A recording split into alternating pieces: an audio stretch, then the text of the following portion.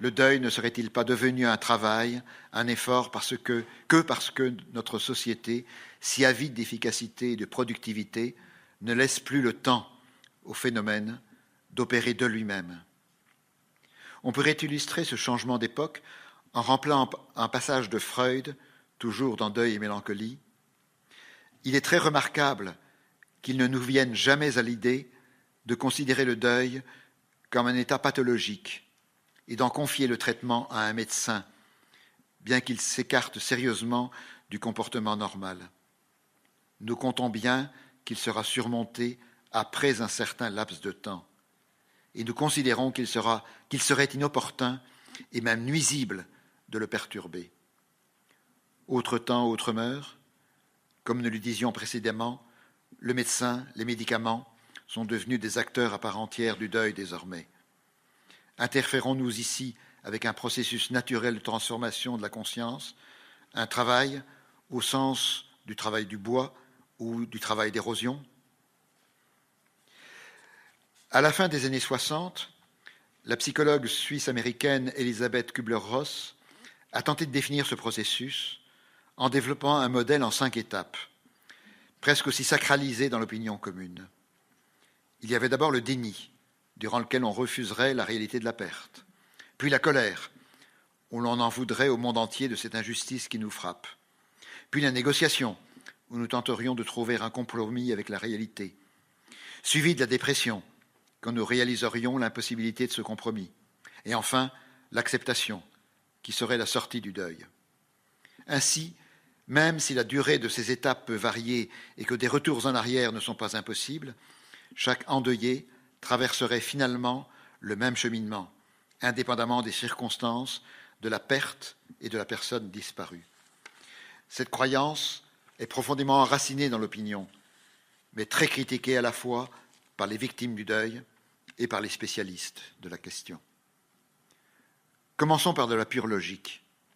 Perdre ses parents, alors qu'on est déjà adulte, ne peut pas générer les mêmes affects que perdre son conjoint alors qu'on est encore jeune. Perdre brutalement un enfant en pleine santé, alors qu'on se sent soi-même décliné, il ne s'agit pas d'établir ici une échelle des chagrins, comme s'il y avait des deuils plus faciles à vivre que d'autres, mais simplement de reconnaître le lien entre les émotions et les représentations. L'émotion que l'on éprouve face à un événement dépend directement de ce à quoi on s'attendait.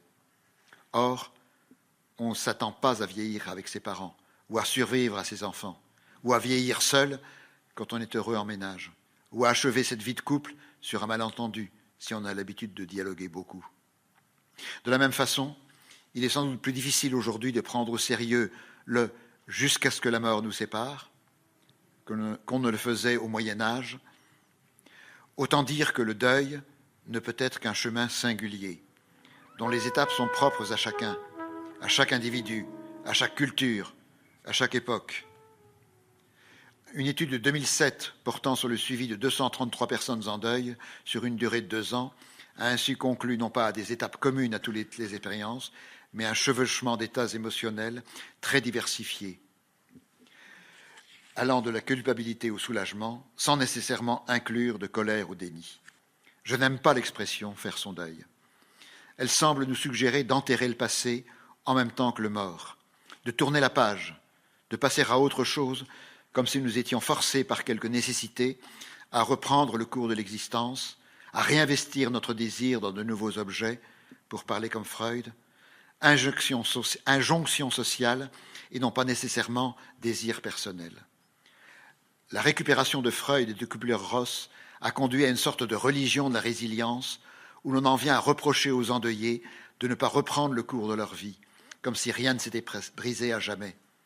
Le psychanalyste Pontalis voyait dans ce reproche implicite l'un des signes du triomphe idéologique d'une pensée économique de l'optimisation.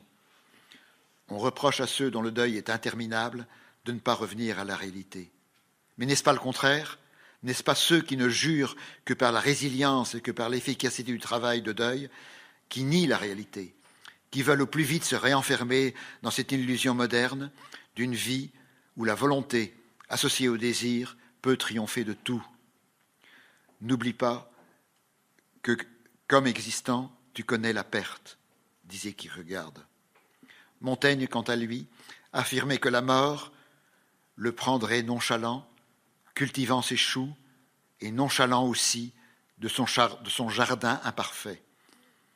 Je ne veux pas faire mon deuil, oublier cette belle douleur d'avoir aimé en pure perte, et pour mon plus grand profit. Pour l'instant, je fais avec mon deuil. Et je pense même commencer à faire quelque chose de mon deuil, à le transformer en une force dont je ne sais pas le moins du monde où elle me conduira. Sans doute pas écrire les essais, je ne suis pas Montaigne, mais une petite conférence, c'est déjà un grand défi.